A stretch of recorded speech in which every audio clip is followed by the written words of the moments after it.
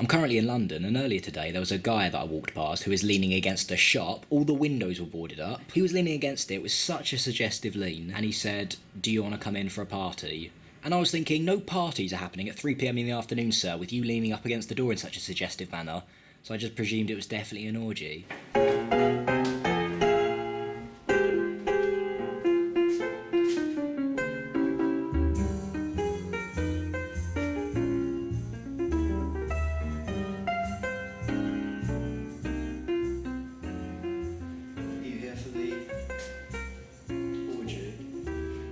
Because I like the idea of a lot of things. I like the idea of saying yes more.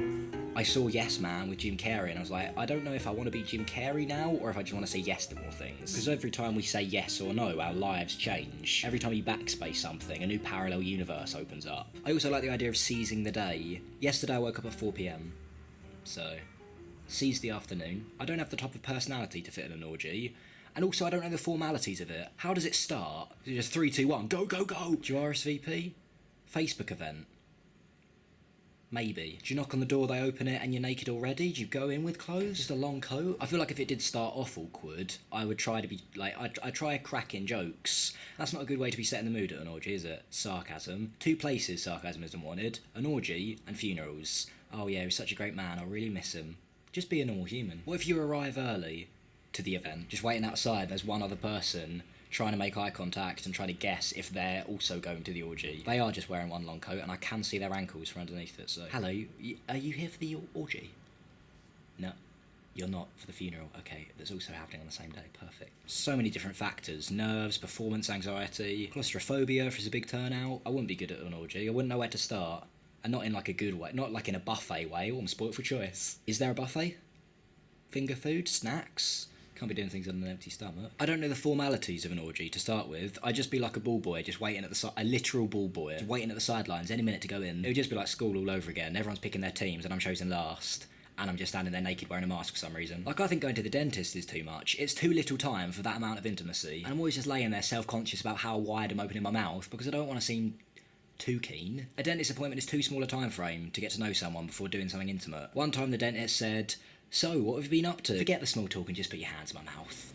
I saw you. Firm grip. Ooh, no, well, we'll find that out later.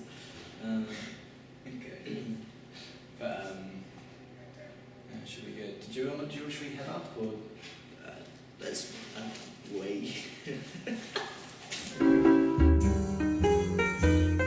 Anyway, that guy in London leaned against the wall. He asked if I wanted to go to a party. I said no. 10 minutes later, I saw a crowd gathering around an old woman who's doing a striptease. So... I just feel uncomfortable. Parallel universes created every second.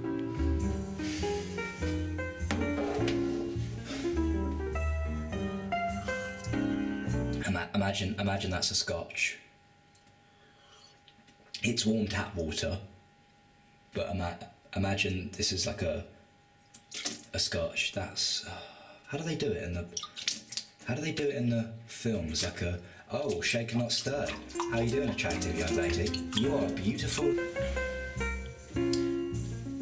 When it comes to relationships, people often say there's someone for everyone, which is interesting, because I don't know many people who like annoying, overly sarcastic, overly everything, hard to connect to. Not talking about myself here, I'm great. On Valentine's Day once, I think I was in primary school, I must have been about like 10, I bought this girl that I liked a cuddly toy bear and flowers, anonymously. A sly dog, more than a dog, a sly lion, a T-Rex, tiny arms. He dies. Didn't want her to know it was me. I was playing a guessing game. I was making it theatrical. I saw her opening up her drawer and taking out a gift. She now knows she's being watched. Anyway, it was on the way home. I was with my friends and then she was walking in front of us, I think with her mum, discussing it. They were throwing out possible solutions. A child of mine, who could have possibly gifted you a soft bear and flowers? Well, mother, maybe it's Jim. No, and I'm thinking in my head behind, just Jim. I'm playing it cool though. I'm laughing with my boys. Nah, it's not Jim. The boys don't know though. The boys are not in on it. She then went to turn off. Me and the gang of 11-year-olds in our leather jackets singing.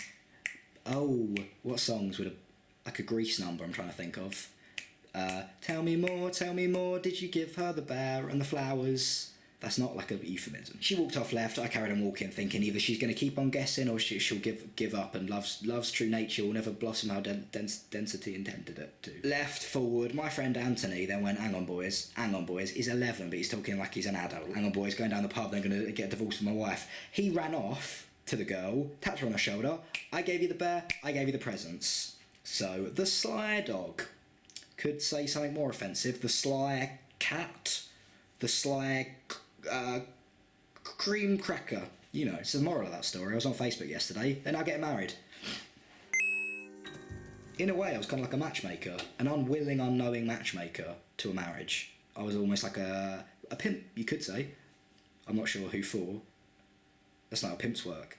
That'd be an adorable world of pimping if they gave cuddly toy bears and flowers. An adorable world of pimping. You heard it here first. Itzy Milo, the name of his new book.